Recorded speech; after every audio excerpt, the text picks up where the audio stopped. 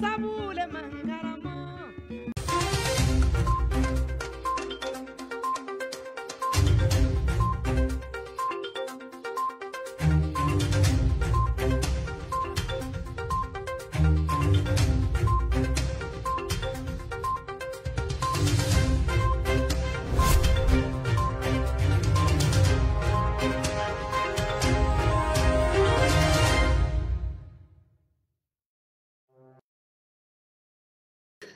Malien assalamu alaikum ambe malien be foka be wala nyumando ni wakati na malikono ani maliko ka anga fulbise jamana duma ni wakati na dien fanta ani nani fe amba kalama ka fo ni erisira oba sorla jamana dum korotolendo kosobe kaseka uka jemuka kono ni o cherno decryptier jemuka mumbe ko asiglende oye ouverture media plateforme beka ni o anga bololo srawye anga chaîne YouTube na anga page Facebook fuka tabla munye Instagram srawye en même temps aussi site web kura fana o dele la ouverture media fait ni oye www.com ouverturemedia.ml www.ouverturemedia.ml donc ouverture media ka site web désormais ni abe bololo srawka ka ira ka fo aka émission damne na malien aw be fanjume ay wulika na aka na aka jemuka lame kosobe die dongo do kokro de bi aw ka jamana kono kuma mununi abibo onda abike sababu ye kaseka aw kuna foni ka aw bokko kalama malien obike sababu ye ni aw jamana be sika tanye choko muna aw la nyini ode amba fo albi alaka ba maliba alaka atanye ni wati na émission koni malien adamne na ni wati ni kunguruni na amba fo beka a partager kosobe ambe alamsa dunya la bi septembre kalo o kile muka ani saba san bafla ani mugani kelen ambe olabi amba fo albi alaka herew chaya anga jamana kono kunu kunye 22 septembre ye ambora o kono bi 23 septembre donc amba fo alaka sanware 22 ira awni nekelen nana o temene kono ko fe malien cherno decrypte jemuka anyo de fo ni wati na amba nyini albian kanu bo fe beka partager ni wati na mumba ngambala kono andabina maga kuna funi gelon de la wati ni na kungo aba kalama 22 kumbe munye ambalma kedo malien ale to de ko banu jara abora sende la fossa katama ka bo sela 100 ningana santea muribla voilà dukudo de bi 100 krefe ko muribla ote ani sanga suru donc muribla abora foye asena plus de 480 km ninga seka tama kana drapeau di anga jamana nyamama donc aben kerefen wati na ni ale debina amina bara kun volo damene ale la ay tama nge choko jume kle woro korona na abitama shu abitama kle fe bara ngera choko jume abulo amina masala uka doni nanglalo la malien mun fana bangambala kono tukuni o jume ye angeme ka bara do sigi senka ouverture media la désormais bara dungo do kuna kokoro de ambulo ya wala sa amse ka jamana de ulani soja dongo do o kokura yin amino de wele ko wele parce que amba e moba ngule telephone na ka tukwa dikun foanye aw aklata mu nyini na bo on dute dokotoro ye on wona amse ka kende be aklata fo mais o ta furai donc ami o aklata ou bla ouverture media ka ninga seka moko o aklata di donc bi wele la ambal ma kedo fana ya wele ni ale to ko Musa Kanté malien ale fana muso de Carmen Nywana ko wera la tuguni ko mumbe ko ayra ko te ka jo foshita la bo ale re bolme ka bo du kono watina donc ko ka ba nyini mawka waklata fo andab na se o kuna funima o ko fe mumba mbolo malien ko un vaste réseau de cyberprostitution démantelé à Bamako jaja malien on balma muso en vuru muso ko réseau do de bi bololo sraka réseaux sociaux o de bololo malien anga finitugu bora ode o réseau kalama ha jaja ambalma muso uta numéro de di a réseau la uta numéro de di mumbato udi chobe se ka nyogon zoro chogomuna dien wuliko nga amina fa ka la meka nyoko sobe aka partager ko jugu keleba de balaka nani akuna funi abaka katikati bakono kana ni wate no ishaka kulubaliye abese son ouverture media la anabela jeninga se ka masala ko inkera choko jume exactement ma joli de be munu be réseau inka ami 11e arrondissement Tchedon vo ulu de bora a réseau kalama nanglalo la réseau werabe tuguni malien ni mun fana démanteler la ni oye réseau de trafic d'êtres humains adamadin ka adamadou nge joye jaja obi on fana fi jamana ngoreya o fana réseau bode kera o kalama malien ha adamadin ma keme ani doni u blame ka dasu ku dala uti boka ta yoro la ku keiba fo ko jon ubi duminu duma malien ni mun ja ko kula o fana de réseau bokoro kalama ba ko koneya malien ya partager ça a y'a partager an b'an ka finitigiw fo kosɛbɛ nin baara ɲuman in na o kunnafoni n ka ɲɛmaa de bɛna se ka a da mago la ka o walawala o kunnafoni bɛɛ jɛnsɛnlen o bi ale bolo kosɛbɛ ɲɛmaa bɛ n kɛrɛfɛ ka bɔ plateau kan yan tuguni n bɛna tila ka kuma d'a ma a ka folikan bila en même temps ɲɛmaa da bɛna se logements sociaux ko fana ma car les autorités maliennes doivent prendre quelle responsabilité walasa logements sociaux ko munumunukan minnu b'a ko la a bɛ se ka dabila cogo min na ɲɛmaa tari baasi t'i la somɔgɔw bɛ folikan jumɛn b'i bolo n ka foli bɛ maliyɛn bɛɛ lajɛlen fɛn fɛn sɔgɔlen ouverture média kan mali kɔnɔ ani mali kɔ kan n ka foli bɛ e yɛrɛ ye i n'a fɔ i y'a fɔ i ka émission tɛmɛnen na i kun fari man di la kosɛbɛ donc je pense que aujourd'hui ça va mieux vraiment i ka fisa voilà ala ka nɔgɔya di halisa amina yarabi voilà donc malheureusement hier ne kun tɛ plateau kan donc c'était le 22 septembre c'est vrai on profite de l'occasion pour souhaiter une bonne fête d'indépendance à tous les Maliens de l'intérieur comme de l'extérieur. Donc, une bonne fête. Je pense que Fougatara, mois de septembre, 22 activités de Biono. Voilà, indépendance, festivité au Biono. On va continuer jusqu'en fin septembre. Donc, je profite de cette occasion vraiment pour dire aux dirigeants du Mali, aux bonnes fêtes, au peuple malien, qu'il faut bonne fête, et aussi à l'armée malienne. Voilà, qu'il faut bonne fête. Merci beaucoup ɲama i yɛrɛ cisiri bɛ cogo min na bi ne yɛrɛ ma deli ka nin ɲɔgɔnna gilet ye nin ka ɲi ne ɲama i ye nin bɔ dugu jumɛn na faransi ya i ka nin vɛsini ka ɲi dɛ Pabu Jara de y'a jara Pabu Jara de y'a di wa ok d'accord ɲama merci beaucoup i ka papiyew fana ɲɛgɛnnen don kosɛbɛ o b'a yira kunnafoni caman sɛbɛn b'a ko kɔnɔ d'accord donc baara in a tɛna nɔgɔya bi o tɛmɛnen kɔfɛ Mali an b'a ɲini a ka partager an bɛ don jɛmukan kɔnɔ an b'an ka sponsors fo fɔlɔ ni o fɔlɔ ye W7 ye an ka foli bɛ bila W7 ye ka foli lase Yara Wal fana ma k'u waleɲuman dɔn olu fana bɛ ka jɛmukan in jukɔrɔma tonto a bɛ waati caman bɔ an bɛ savon dima fo an b'u fo kosɛbɛ safunɛ mun bɛ yen n'a bɛ maa ka kurukuru ci ka ban pewu Maliyɛnw a bɛ bronzer a bɛ teinw dilan k'a ɲɛ hali n'i bɛ tile kɔrɔ n'i ko savon dima na dɔrɔn kumaw banna i ka zanvala finman ni jɛman a b'a bɛɛ ci k'a ban o tɛ wa ɲɛma ala ka barika don savon dima na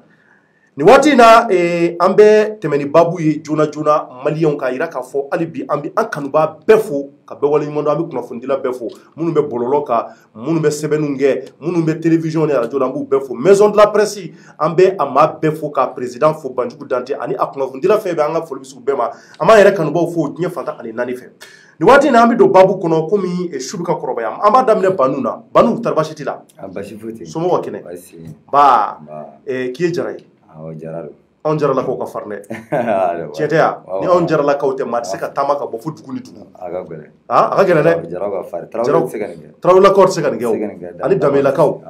u tɛ se fiyewu n'u y'a kɛ a tɛ nɔgɔya dɛ donc Maliyɛnw ale de taamana ka bɔ n bɛ segin a kan fo Moribila ale filɛ nin ye san mara la ka taama ka bɔ a sen la tile 6 k'a y'o de kɛ taama la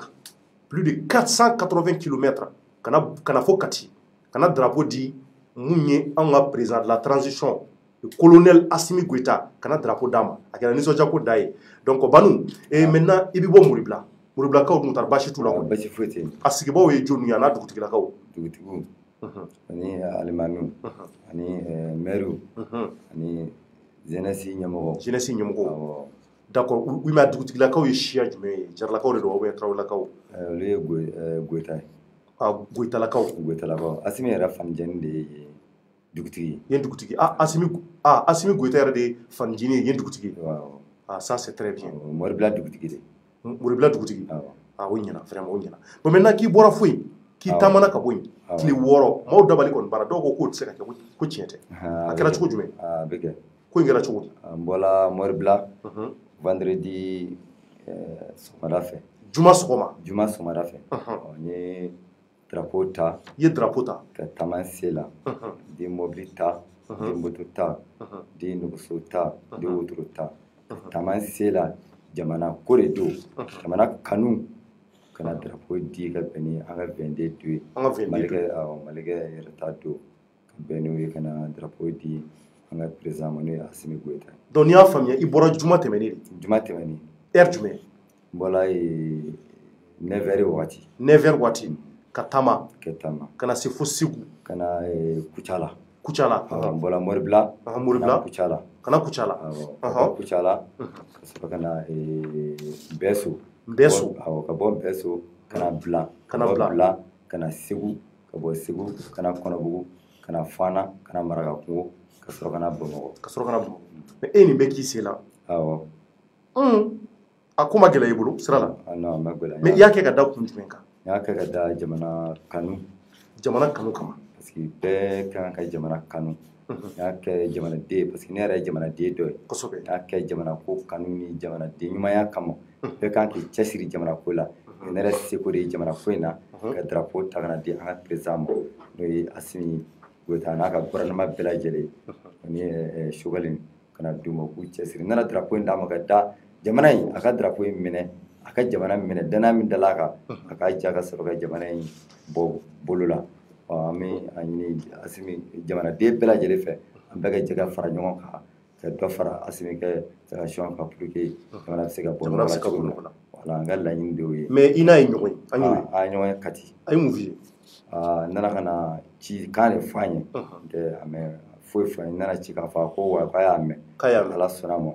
Moribilakaw ɲani n ka kuma min Moribila yɛrɛ dugutigi m'o fo ka alimami fo ka jeunesse ɲɛmɔgɔw fo ka na se Kucala ka Joro Madu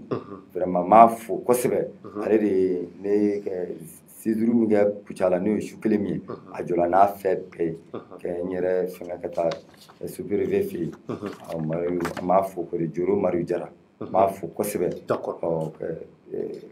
Kucalakaw bɛɛ lajɛlen fo dugutigi ni maire ni commandant sous-préfet k'u bɛɛ fo ka na se n bɛ gɛlɛya si sɔrɔ sira la i ma gɛlɛya sɔrɔ o ma n'i sera dugu min na i bɛ si n bɛ si ye kilomètre 80 ɲɔgɔn 70 65 ye dugu dɔn d'accord donc tile bɛɛ i bɛ tile bɛɛ ban taama la fo ka don su kɔnɔ mais a ma digi i sen la i sen ma funu non sen ma funu a kɔni ye sen a sufɛla dɔɔni a sufɛla dɔɔni d'accord mais sufɛlaw fɛ don i tɛ sira sufɛ yan ou bien hali i bɛ taama sufɛ non n bɛ taama sufɛ yɛrɛ dugu dɔ la n bɛ don 1 heure 2 heures dugu dɔ la i bɛ don 2 heures 2 heures 3 heures dugu dɔ don la 3 heures yɛrɛ ni siɲɛ fɔlɔ ye ka nin kɛ yan ou bien i b'a kɛ kɔrɔlen 2018 la 2018 n delila ka taama yan ka taa drapeau di Bakari Togola ma a faso la Ɲamana a fa dugu la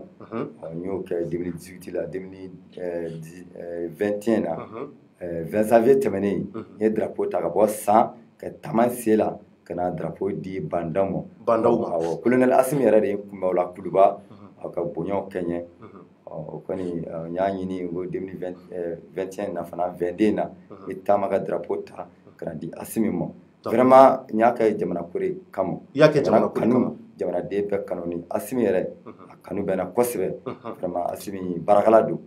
an bɛ sira kɛ nin kɛ kosɛbɛ vraiment baarakɛla don an ka jɛ maliyɛnw an ka jɛ ka fara ɲɔgɔn kan k'an bolo di ɲɔgɔn ma ka ɲɔgɔn sen bila mɔgɔ si tɛna jamana in jɔ an yɔrɔ jamanadenw de b'a jɔ maa si Faransi t'a jɔ Ameriki t'a jɔ Janpo t'a jɔ n'an bɛ bɛn dɔrɔn Mali ye Maliba de ye Maliba don vraiment an bɛ ɲɛmɔgɔ ɲuman de sɔrɔ n tɛ Mali fɛn bɛɛ b'an fɛ yan mɔgɔ min bɛ fɔ dɔrɔn an k'an jija an ka ɲɔgɔn minɛ an ka jamana in jɔ pour que an denw n'an mɔdenw bɛ se ka lafiya jamana ko in na nka mɔgɔ jugu bɛ ka jamana de tiɲɛ tɛ jamana ye jamanaba de ye an b'o de ɲini bɛɛ lajɛlen fɛ an ka fara ɲɔgɔn kan an ka Asimi dɛmɛ kosɛbɛ pour que a bɛ se ka jamana in bɔ nɔgɔ la cogo min na n'o kɛla ni san damadɔ dila Asimi ma ni a bɔla fanga na élection bɛna kɛ min na vraiment jamana bɛ se ka ɲɛnabɔ a bolo kosɛbɛ n'an taara nin cogo in na vraiment an tɛ bɔ dingɛ kɔnɔ san joli an bɛ politique mɔgɔw bolo foyi tɛ ka ɲɛnabɔ vraiment an degulen don quoi n'o sisan an b'a fɔ Asimi fana ye a ka dɔ fara cɛsiri kan a ka dɔ fara cɛsiri kan i ka taama kana kɛ fu ye voilà a ka jamana in lajɛ kosɛbɛ a ka hinɛ jamanadenw na a kɛ vraiment gɛlɛya bɛ jamana kɔnɔ kosɛbɛ an bɛ ka gɛlɛya in to an na kɛ a tanu kosɛbɛ ka da yɔrɔ min kan jamana si tɛ bɔ nɔgɔ la n'an bɛ gɛlɛya ye gɛlɛya in bɛ kɛ fɔlɔ an bɛ sɔrɔ kɛ nɔgɔya ye d'accord vraiment kɔrɔfɔ ɲɛna Banu an b'i yɛrɛ fo k'i wale ɲuman dɔn i ka nin taama la Maliyɛnw bɛ segin a kan a bɔra fo Moribila fo Sanmara la 480 km ka na drapeau di Asimi ma fo Kati Banu an b'i fo i ka fasoden ɲumanya la i ye nin baara mun kɛ Ala ka a dɔn i ye Ala ka n'i ka taama kɛ fu ye i y'a kɛ bɛɛ ni sabati de bɛ na jamana kɔnɔ kɔrɔfɔ laban jumɛn b'i bolo ka ɲɛsin kɔrɔfɔ laban wɛrɛ t'an bolo n bɛ foli lase bɛɛ lajɛlen ma mun sababu nana nin ye n'o ye fila ye Banankabugu la ani Musa a n'a ka mɔgɔw nana nin ye aw fɛ yan aw yɛrɛ radio baarakɛlaw n b'aw fo kosɛbɛ aw ka cɛsiri la Ala k'aw bɛɛ sara an ŋaniya la Ala ka jamana in kɛ jamana basigilen Ala ka jamana in suma n b'o ɲini Ala fɛ merci beaucoup mais i yɛrɛ bɛ sɔrɔ cogo di téléphone numéro dɔ b'i bolo numéro bɛ yen i ka numéro ye jumɛn ye numéro 7 kɛ 7 6 kɛ 6 ka 8 kɛ 8 0 kɛ ka 6 kɛ ka 8 kɛ ka 5 kɛ 5 fila ye laban ye 5 fila ye laban ye Voilà. donc n'i y'o la dɔrɔn i bɛ sɔrɔ n bɛ sɔrɔ la merci beaucoup Banu ala k'an don ɲɔgɔn ye Amen. san wɛrɛ i ka nin ɲɔgɔnna wɛrɛ kɛ Amen. fɛn wɛrɛ ala k'an si jɔ k'u kɔnɔ Amen. ala ka n'i ka taamaw kɛ fu i bolo Amen. merci i Jara a yɔrɔ merci donc maliyɛnw ni ye Banu Jara ye a yɛrɛ bɔra k'a ye ale de ye nin taama kɛ ni ka se ka na drapeau di colonel Asimi Goyita ma kunun 22 hukumu kɔnɔna na ko a ka hakili to jamana na bɛn ni sabati o bɛ se ka yiriwa cogo min na a ka dɔ fara cɛsiri kan donc ale ye nin taamaba in kɛ ka da o kun kama donc a bɛ fɛ o taama in a kana kɛ fu ye a kun donc an bɛ Banu fo kosɛbɛ k'a wale ɲuman dɔn ni ka a fɔ a ye hali bi ala ka si i kɛnɛya ala ka o di an ma n'an tilal'o la an bɛ don sujet filanan kɔnɔ joona kojugu kɛlɛba sera plateau kan ka ban maliyɛnw ko réseau dɔ de bɛ yen ni bɔ kɛra kalama joona maliyɛnw an da bɛna maga o réseau la yan'o cɛ welewele fana bɛ yen nɔ tuguni an da bɛna maga welewele la maliyɛnw an balimakɛ dɔ fana ye weleli kɛ tuguni a ko k'a tɔgɔ fɔ a ko ten ko k'a tɔgɔ fɔ ale ye ko dɔ de kɛ du kɔnɔ ko mun bɛ k'a cogoya ma ɲɛ fiyewu an da bɛna s'o ma sisan ka se ka o walawala aw ye en même temps k'a yira jamanadenw na bɛɛ k'a partager nka a b'aw ka commentaire di dugumana na n bɛna kuma kɔrɔfɔ in fɔ aw ye sisan donc a bɛ commentaire bila duguma parce que cɛ a bɛ k'a lajɛ donc désormais maaw bɛ se ka weleli kɛ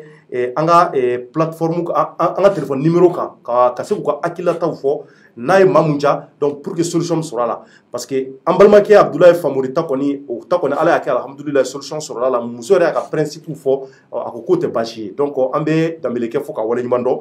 nka nin ye Kante dɔ fana ye ale ye maa mun ye a tɔgɔ ko Musa Kante maliyɛn ale fana ta an bɛna o ɲɛfɔ ko maaw k'a dɛmɛ hakili la a kan ka mun de kɛ nin ye a waati damadɔ ye ale fana n'a furumuso de bila mɛ ɲɔgɔn na kosɛbɛ ko in kɛmɛ ka taa k'a bolo da a furumuso a balimamuso dɔ de bɔra ko Mopti ka sababu kɛ dekun dɔ ye nka an tɛna quartier fɔ parce que a m'o yamaruya di a ko ka tɔgɔ fɔ walasa muso k'a dɔn k'a fɔ ko dimi b'a kan o hukumu kɔnɔ ko a balimamuso in kɔni ale furumuso balimamuso maliyɛnw u bɔra Mopti ni ka na jigin olu ka so depuis a nana nin y'a kalo caman ye foyi ma deli ka digi ale kɔnɔ ko in ma deli ka ɲɛsin ale ma maliyɛnw ale bɛ baara kɛ muso bɛ baara kɛ nka kuma dɔw la ale bɛ na joona ka bɔ baarakɛyɔrɔ la muso tɛna joona ni ka bɔ baarakɛyɔrɔ la o hukumu kɔnɔ mun kɔni kɛra kɔni maliyɛnw balimamuso in kɔni ale muso balimamuso ko de nana kɛ sa ka tɛmɛ olu ni ɲɔgɔn cɛ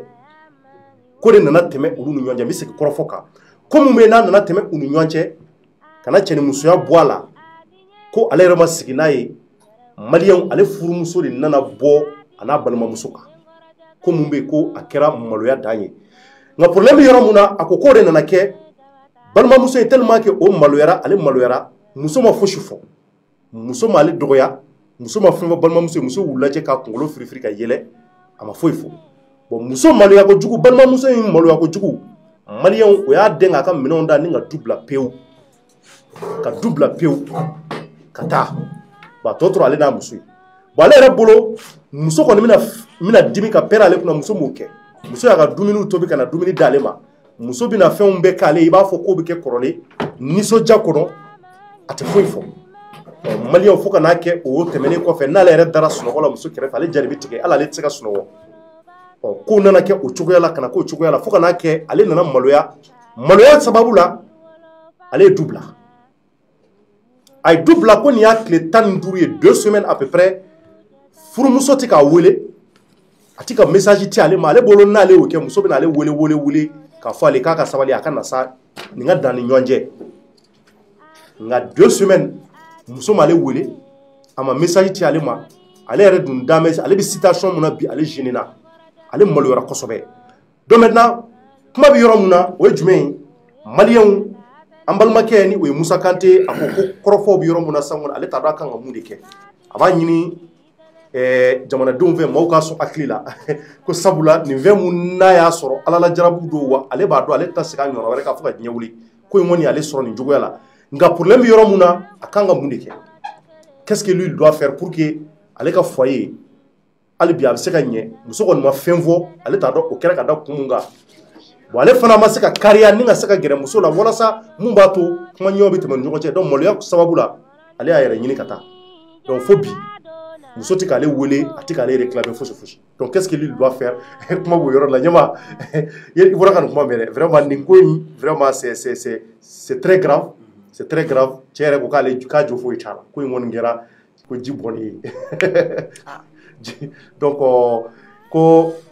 mɔgɔ ka dɛmɛ message la bon an b'a dɔn mɔgɔ bɛ message ci peut-être k'u hakilinata fɔ a bɛ se ka kɛ yɛrɛ a ɲɛ bɛ émission na a b'a to la peut-être ka leçon faamuya la e bolo qu'est-ce qu'il doit faire den bɛ cɛ ni muso bon je pense que den b'u cɛ je pense que den b'u cɛ d'accord donc ni wale in tun bɛ kɛ wagati min na denmisɛnninw fana tun tɛ so kɔnɔ ah bon ne t'o bɛɛ dɔn dɛ kuma kɔnɔ ne ka t'o bɛɛ dɔn kuma basera yɔrɔ b'u kan quand même ko kɔni nana kɛ nin cogo la kana fɔ ko kuma basera yɔrɔ min kan sa i fana ye kunnafonidila de donc n'i taara information ɲini i bɛ question de poser ou bien oui kosɛbɛ il faut poser des questions donc e t'a dɔn n'a sɔrɔ ni a ye denmisɛnninw sɔrɔ n'a y'a sɔrɔ a ye denmisɛnninw sɔrɔ walima a ye denmisɛnninw sɔrɔ parce que cɛ yɛrɛ de ye a bɔ a yɛrɛ la ka weleli kɛ ka se k'a ka problème ɲɛfɔ sinon ne ma taa ɲɛɲini ale de y'a ɲɛfɔ ko kɛra cogo min na muso balimamuso de y'ale provoquer muso balimamuso de y'ale provoquer k'ale yɛrɛ nɔ tɛ ko nin ma deli k'ale sɔrɔ de b'ale ni muso furula e ni muso balimamuso kuma na ah ne n'o ma kuma dɛ n ko nin kɛra cɛ ka kuma ye ɲɛma e yɛrɛ nin kɛra cɛ de ka kuma ye ne t'a dɔn n'a sɔrɔ la muso balimamuso kɔni bɔn k'o y'a yɛrɛ ɲini o bɔra du yɛrɛ kɔnɔ ka ban o fana tun nana jigiya de la ale fana bolila ka tugu bon o taalen kɔfɛ plus tard ale ɲɛ b'a la muso kɔni bɛ ka yɛlɛ ale fɛ bɔ ale bɛ da muso kɛrɛfɛ a tɛ sunɔgɔ maloya fɛ quoi u fila bɛɛ ye du bila bon u fila bɛɛ du bila bon ne kɔni ma da la ni cɛ ye du bila maloya kama ka du bila parce que a sirannen parce que ne ni nasuguya kɛra a m'a fɔ ko muso ma fɛn fɔ a ye muso ma reproche k'a la a m'a ɲɛ kuma a kɔrɔ a y'a kɛ i n'a fɔ a kɔni y'a ye mais a y'a kɛ i n'a fɔ a m'a ye o cɔrɔ nasuguya la i bɛ siran don parce que proverbe dɔ yɛrɛ b'a fɔ ko le mariage c'est la seule chose au monde dans laquelle on va dire on dort avec son ennemi. Bon, m'a fɔ ko tiɲɛ don m'a fɔ ko nkalon don dɛ parce que on dit qu'entre l'amour et la haine kɔrɔ il y a qu'un seul pas o kɔrɔ tɛ dɔwɛrɛ dɛ kanu ani ka ɲɔgɔn ko goya ɲɔgɔn ye u ni ɲɔgɔn cɛ a bɛ komi sibiri ɲɛ kelen de bɛ yen nɔ bi i b'a sɔrɔ aw ka di kosɛbɛ kosɛbɛ aw kanu bɛ ɲɔgɔn na kojuguba dɔ ye bali ka kɛ vous devenez les pires ennemis au monde a bɛ ɲɔgɔn détester donc cɔrɔ e ye nin waleya in kɛ muso b'e kɛrɛfɛ e dun b'a dɔn ni hadamaden dusu bɔra dusukun kunbɛrɛkun tɛ a tɛ kuru donc i b'i ka nisɔngoya jira i bɛ se ka mankan ci i bɛ kasi i bɛ kow kɛ mais i n'a fɔ an balimakɛ muso taara téléphone ko kama mais nin bɛɛ ka kɛ muso ma kɔrɔ a ma hali cuillère ta a ma hali kala ta ka don a ɲin na a bɛ ɲɔgɔn kan o b'a sɔrɔ cɛ siranna k'a fɔ don la su dalen muso kana muru ta ka turu a la ou bien a kana i den ka pɔsɔnɛ a kana pɔsɔnɛ k'a ka dumuni a laban bɛ sɔrɔ yɛrɛ est ce que o t'ale bolikun ye a kɔni bolo a bɛ se ka mun kɛ a ka se somɔgɔw ma dɛ a ka se somɔgɔw ma peut-être a ka taa expliquer bon peut-être i b'a sɔrɔ o bɛɛ maloya b'a la je ne sais pas mais cɔrɔnu est ce que ale maloyara k'a kɛ o kɔni ɲɛma mun ma ban kɛli jaabi kɔni tɛ ne bolo o bɛ se ka jaabi b'i bolo a y'a kɛ o parce que a ma maloya k'a kɛ c'est pas pour le juger bɛɛ n'i ka défaut don an bɛɛ bɛ kojugu kɛ o mais mun ma ban kɛli ma o tɛ se ka ban fɔli ma o donc n'i m'a ɲɛ k'a fɔ a kɛra ka ban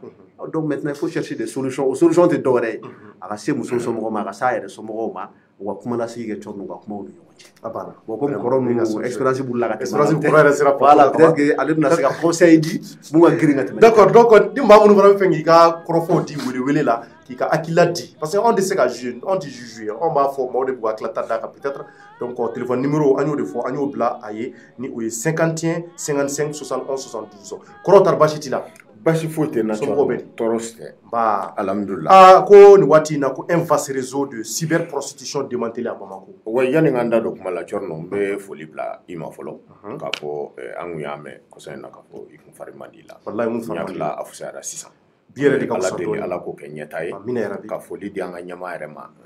Mangara n'ale bɛ plateau kan don min na tiɲɛna o kɔrɔ ye k'a fɔ ko débat ɲɛnamaw bɛ yen bɛɛ kan k'i ta t'a la ka foli di ouverture média maa bɛɛ lajɛlen ma Cɔrɔnɔ ka foli di an lamɛnjɛkulu ma ka foli di fana an ka jamana ba nin ma min bɛ degun kɔnɔ an ye a ka fɛti kɛ kunun ni o ye anw yɛrɛ ka yɛrɛma hɔrɔnya tali ye mais Cɔrɔnɔ yɛrɛma hɔrɔnya tali an kun bolo a kun man ka kɛ fɛti ye jamana in kɔnɔ sabula jamana in sɛgɛnna jamana in burujara a kun kan ka kɛ tasibila de ye ka ɲɛsin degun minnu n'o bɛ maaw kan degun bɛ Mali fanba bɛɛ lajɛlen de kan nin wagati nin kɔnɔna la Cɔrɔnɔ a tɛ se ka ɲɛfɔ kɔrɔ i ka kɔrɔfɔ ye kelen an bɛ o foli di bɛɛ lajɛlen ma k'a fɔ ala ka san wɛrɛ kɛ san wɛrɛ ka kɛ nɔgɔya san ye san wɛrɛ ka kɛ Mali in bɔlen dingɛ in kɔnɔna la ten sa kosɛbɛ d'accord donc kɔrɔ ko kunnafoni min bɛ a k'o bɛ cogo di réseau in démantelé la cogo jumɛn Bon, i kun ye ɲininkali fila de kɛ ne hakili la parce que e bɛ ka ɲina i kun ye ɲininkali fɔlɔ dɔ kɛ ko cɛ min ko mun yɛrɛ émission kura in welewele a welewele non oui bon déjà mɔgɔw b'u hakilata d'a kan mɔgɔw bɛ k'u peut-être hakilata di. Donc, an tila ka retour kɛ cadeau la parce que ɲɛma y'a introduit sisan ɲɛma ko ne nana voilà. ne hakili la mɔgɔw bɛ k'o réponse kɔnɔ Voilà, donc il faut parce que que ɲɛma ko rapidement awɔ a Chorno ni kɔrɔ to kana rapidement fɔ awɔ ayi a bɛ se k'a fɔ rapidement ka d'a ye awɔ rapidement ka d'a ye a bɛ se k'a fɔ problème foyi t'a la mais ne m'a dɔn fɔlɔ n'a y'a sɔrɔ den min ni jɛɲɔgɔnya wale tɛmɛna ni cɛ n'a y'a sɔrɔ a haramuyalen don a ma de quoi est ce que a haramuyalen don a ma fɔlɔ joli ma cɛ in ma a m'a fɔ ko jɛɲɔgɔnya dɔ tɛmɛna ni muso mun de don a balimamuso dɔ don a balimamuso de don mais est ce que a haramuyalen don cɛ ma wa n'a ma haramuya cɛ ma a b'a ta k'a kɛ muso filanan ye siga foyi t'a la non mais cɛ ka so fo muso ka so fo a ka so i b'a ta de ka kɛ muso filanan ye e m'a fɔ k'a nana bɛn n'a ye ka ban jɛɲɔgɔnya tɛmɛna ni a cɛ wa muso tɛ ka kuma a fɛ depuis o kɛra muso kelen don k'i datigɛ a la a k'a ta dɔrɔn muso m'a datigɛ dɛ muso bɛ yɛlɛ a fɛ ka baro kɛ i b'a fɔ foyi tɛ ale de e m'a fɔ k'u bɛ da dilan kan ko muso tɛ kuma ayi muso y'a ye non ne y'o fɔ Isuf d'o fɔ ne ko le mariage c'est la seule chose. On dort avec les on dort avec les au proverbe dit. Il n'est pas toujours dit que c'est vrai. Mais ne bɛ se ka mun fɔ ni fɛn ye jabili kɛ Chorno place la i muso balimamuso kɔnɔ o haramuyalen don i ma. A balimamuso de don. À mon avis i muso dɔgɔmuso ou bien a kɔrɔmuso. Ayi furu la est ce que a dagalen don furu la. N b'o de fɔ est ce que non i tɛ k'i muso balimamuso i muso kɔrɔmuso ou bien a dɔgɔmuso. non i kɔni se k'o i tɛ k'o furu. donc muso dɔgɔmuso de don. Voilà kɔrɔmuso dɔ non o haramuyalen don. O haramuyalen don i tɛ k'o ta. Tiɲɛ na a ye kojugu belebeleba kɛ donc jɛɲɔgɔnya tɛmɛna a n'o ni ɲɔgɔn cɛ vraiment. Tiɲɛ yɛrɛ la a ko ka gɛlɛn. Chorno vraiment. mais fura foyi t'a la. non fura foyi tɛ nin na parce que ni muso bɛ yafa ma. mais kɔrɔ k'a bɛ k'a lajɛ. awɔ a k'a lajɛ kɛ ni muso bɛ yafa ma mais kun min y'ale bila o la ne m'o faamu. Parce que kun dɔ bɛ muso bila cɛ bila fɛn dɔw la o mais fo ka taa se i muso yɛrɛ fana somɔgɔ ma i yɛrɛ fana ka du kɔnɔna la tiɲɛ na o ye jogo kolon ye cɛ in a jogo man ɲi an k'o fɔ a ye vraiment awɔ a jogo man ɲi parce que nin na musow bɛ kɛnɛ ma o c'est à dire n'a ma a bɛ k'a lajɛ ka conseil ta ne bɛ ka conseil de di Chorno mais e ko k'a jogo man ɲi a jogo man ɲi kɛ mais nin tɛ jogo ɲuman ye parce que ale a haramuya c'est à dire a muso a tɛ se ka k'a muso ye o haramuyalen don a ma muso haramuyalen don i ma i kɔlɔsi o la quoi i muso dɔgɔmuso ou bien i muso kɔrɔmuso tiɲɛ yɛrɛ la o tɛ se ka kɛ i muso sinamuso ye quoi sinon n'a y'a sɔrɔ kɛnɛmana la a ma se k'a yɛrɛ minɛ de fo a taara se ɲɔgɔnya ta tɛmɛ ani muso min ni ɲɔgɔn cɛ muso bɔlen a kalama i bɛ se k'a furu k'a ladon ne kan bɛ yen yɔrɔ de ma mais n'o yɔrɔ tɛ ka ban tiɲɛ yɛrɛ la e ni min k'a ye kojugu belebeleba kɛ vraiment donc c'est que a jogo man ɲi solution t'a la solution bon solution min bɛ k'a la muso ka yafa ma dɔrɔn o dɔrɔn n'a solution ye solution wɛrɛ t'a la o e tɛ se k'i jɔ muso place la ale balimaw tɛ se k'a jɔ muso place la ale yɛrɛ fana tɛ se k'a jɔ muso ka yafa ma dɔrɔn muso ka kangari da fana a dɔgɔmuso ou bien a kɔrɔmuso ye min fana sɔnna fana k'i da ale fana cɛ fɛ ninnu mɔgɔ fila si de jogo man ɲi quoi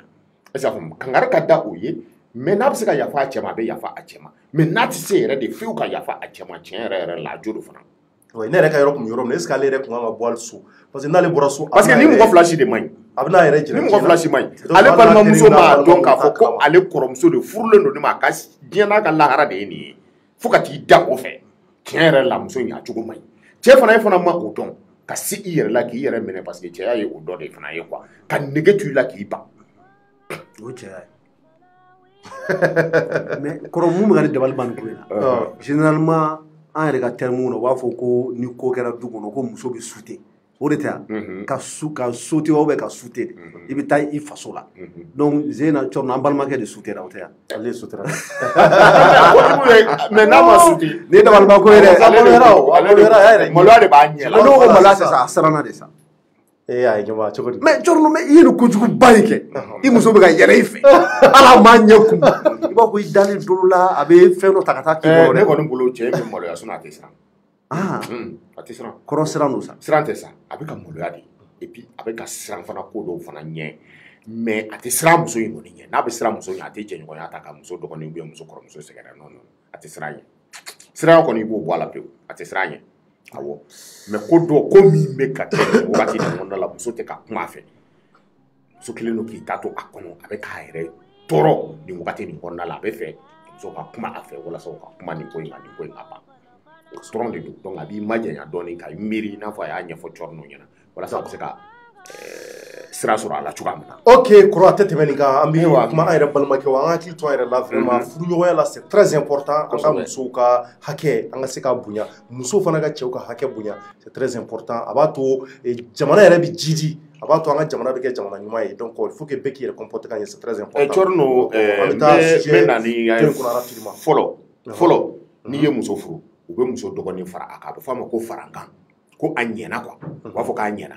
i n'a fɔ n'i ye tiga sa i t'a fɔ k'a ɲɛ wa wala a ɲɛna o tun b'o di muso nɔfɛ muso dɔgɔmuso o tun bɛ di muso nɔfɛ a bɛ na di i ma peut-être k'a bɛ bɛɛ ka du kɔnɔ fɔlɔ an ka furu bɛ kɛ ten ten ok donc o ye e yɛrɛ de dɔn i den de don e b'o lamɔ o bɛ furu cogoya de lajɛ parce que ale kɔrɔmuso bɛ e bolo donc ni ale ye furu cogoya faamu n'ale fana furula siga t'a la a b'a sɔrɔ ka ban ale yɛrɛ ka entraînement kɛ e ka so mais a haramuyalen don e ma mais i bɛ se ka cɛ ɲini ka d'a ma i balima dɔw bɛ se k'a ye e fɛ yen o bɛ se ka ɲɛbɔ a fɛ o bɛ se k'a ta k'a k'a muso ye.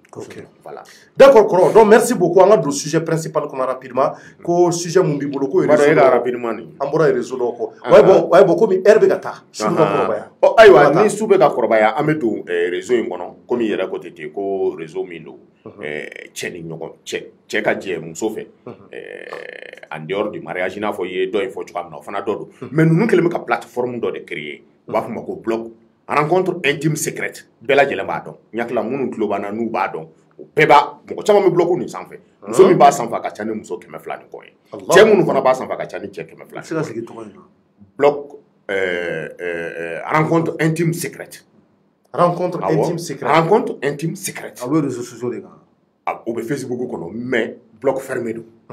E tɛ se ka don a kɔnɔ ne tɛ se ka don a kɔnɔ. mais n'i y'o fɔ maa caman na demande ci u ma. awɔ voilà mais n'i ma demande ci i bɛ se k'a ye mais ne yɛrɛ y'a lajɛ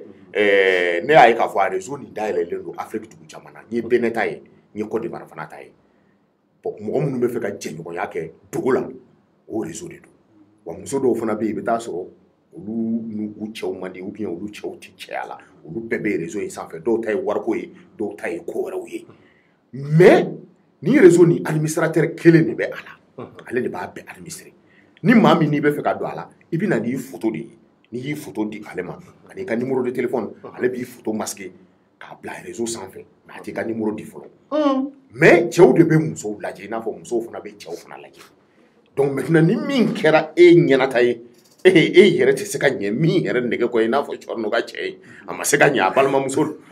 yelen parce que a b'a ɲɛ kɔrɔ n'a bɛ k'a lajɛ a bɛ k'a lajɛ mais il faut k'an ka tangari da ye o aw ye kojugu kɛlɛbaw de ye koyi anw tɛ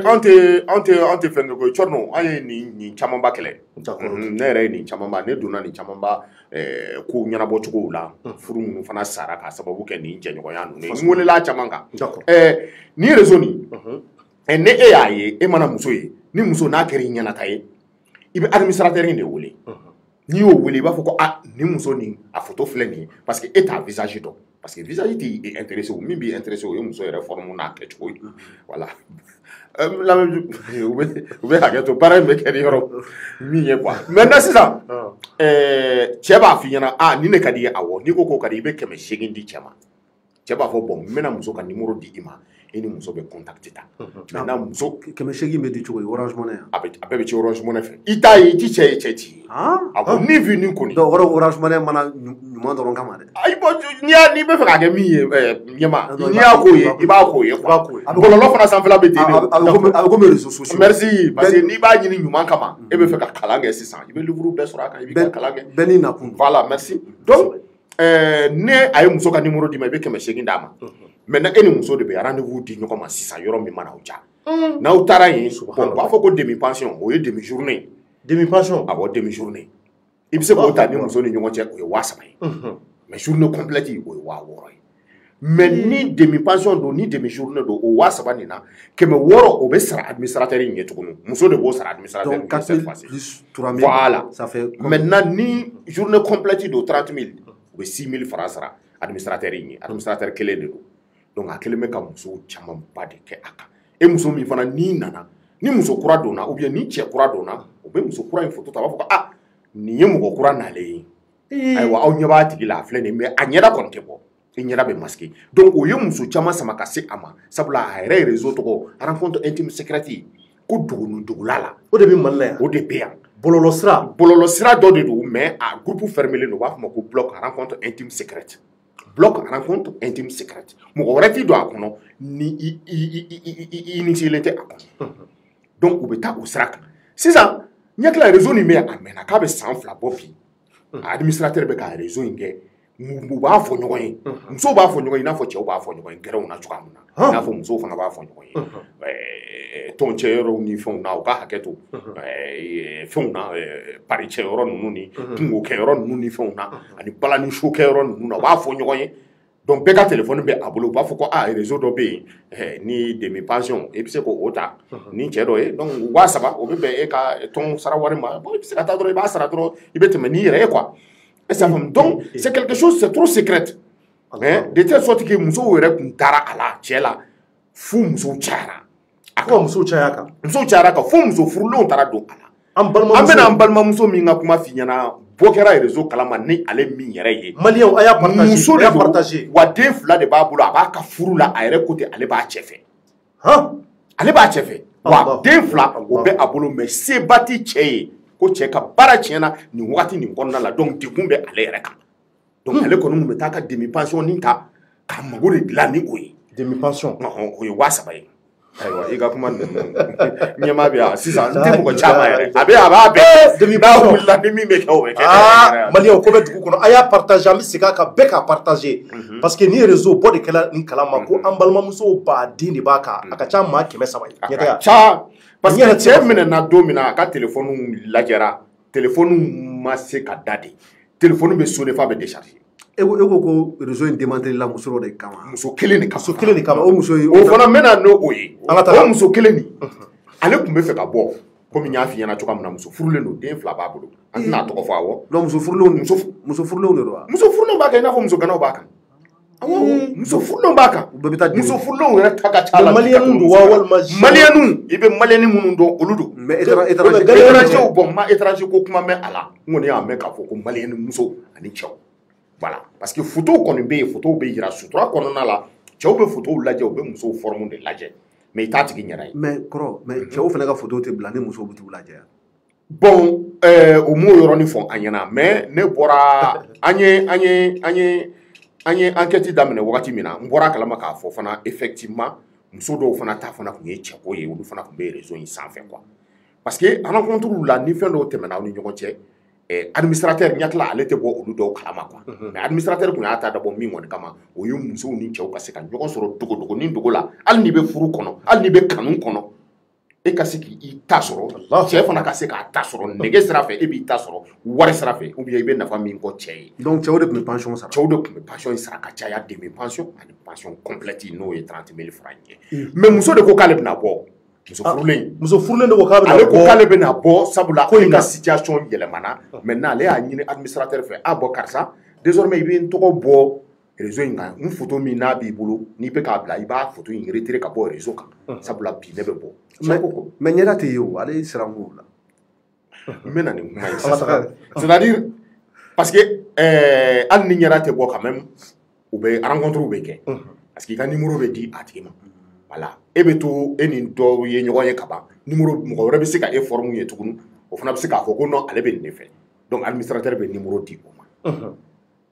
awɔ donc e kɔni bɛ to yen parce que e bɛ réseau sanfɛ donc mɔgɔ kuraw bɛ se k'i ye toujours quoi mais muso dun ko bi k'ale bɛ fɛ ka bɔ a la i n'a fɔ réseau in fana la a fɔlen don k'a fɔ ko n'i bɛ bɔ i bɛ bɔ i yɛrɛ komi i don n'i yɛrɛ ye cogoya min na donc cɛ kelen bɛ k'a kɛ dogo de la walasa bɛɛ lajɛlen de k'i ta sɔrɔ mais muso de ko k'ale bɛ bɔ muso ka bɔ cɛ ko problème foyi t'a la ko donc n photo i b'a retirer n ka numéro i kana di mɔgɔ si ma bilen c'est à dire bi kɔni ne bɔra réseau la cɛ ko d'accord problème t'a la mais kɔfɛ muso bɛ k'a yɛrɛ photo ye hali bi réseau in sanfɛ muso de ye cɛ wele mais ne ko ko n bɔra n photo bɔ réseau sanfɛ cɛ ko vraiment ko ale tɛ se k'a photo bɔ sabula a komi ale ka client fanba bɛɛ bɛ muso in de fɛ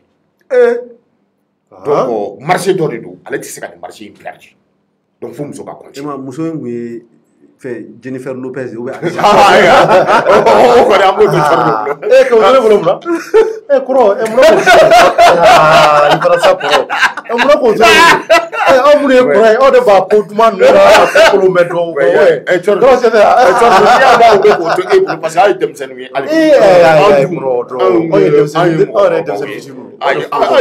hali bi aw bɛ se ka ko dɔw bɛ yen mais anw tɛ se k'o kɛ bilen tiɲɛna an bɔra o kɔnɔ anw bɛ se ka mun ko fɛ anw tɛ se ka foyi kɛ kɔrɔ an bɔra olu kɔnɔna la cɔrɔ an t'olu kɔnɔ bilen donc c'est que sur ni Jennifer tɛ Beyoncé bɛ sɔn bien sûr ou bien Rihanna oui Rihanna fana voilà a bɛ se ka ko olu dɔw ye donc mais cɛ ko k'ale tɛ se ka marché perdu ko donc ko muso ka continuer muso ko k'ale tɛ continuer ko donc ni muso ma continuer muso ka photo ale b'a bɛɛ de bɔ sisan hali ka muso ɲɛda yɛrɛ fana yira mɔgɔw ye muso ko k'an sera yen yɔrɔ la wa chantage awɔ ko k'an sera yen yɔrɔ la donc muso sera a ye chantage kɛ muso la a ye chantage de kɛ muso la sisan muso ma sɔn a k'a ka photo to yen merci parce que ale ka client baden bɛ muso merci u bɛɛ bɛ muso in de nɔfɛ ale dun bɛ wariw sɔrɔla muso in de fana la sabula muso in tiɲɛ na a bɛ ka wari caman ladon ale kun muso kɔni ko k'ale ta sisan mun de kɛra muso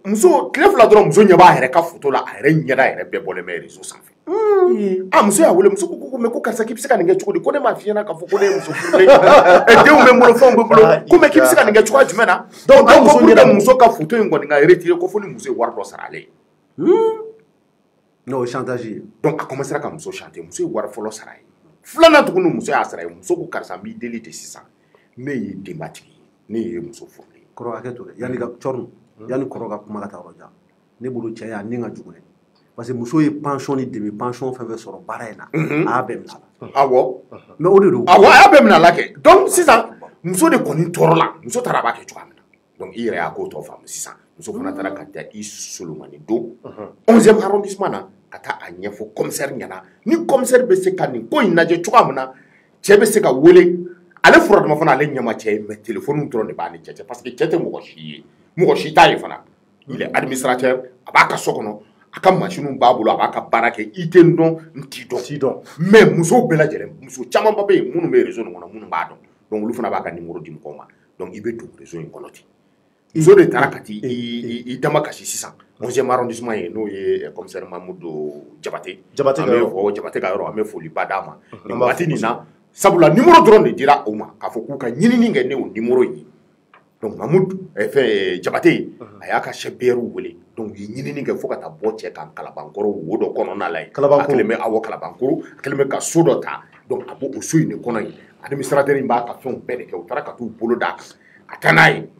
ka téléphone ni fɛnw minɛ a la k'olu kɔnɔnaw lajɛ ayiwa mɔgɔw de jagalila commissaire yɛrɛ ko tɛ pa la k'ale da ale ma deli ka ni ɲɔgɔnna ye depuis u welela depuis cɛ minɛna téléphone bɛ ka sonne fan bɛɛ lajɛlen fɛ a ma ɲɛ min kɔ u donna a ka téléphone kɔnɔ u ɲɛ bɛ musow photo musow ka numéro cɛw ka numéro non répertoire foyi t'a ka téléphone kɔnɔ a ka carte répertoire a ka téléphone répertoire a bɛɛ falen don u sɔrɔla ka don réseau nin kɔnɔ ale ma na sugu jumɛn réseau belebele don ale ma baara foyi sɔrɔ diɲɛlatigɛ kɔ ka taa cɛw ni musow kari ɲɔgɔn na réseau in bɛ Bamakɔ fan bɛɛ mɔgɔ min n'i t'a dɔn a fɔlen filɛ nin ye nin ye donc u ye cɛ minɛ nin waati nin na ne yɛrɛ tun ko n ko f'u ka cɛ yira ne na u ko tiɲɛ na k'u ka cɛ to yen ko an kana cɛ ye ne tun ko muso min fana nana a bila ɲɛ u ko muso ko k'a to sutura la ko an kana muso in ye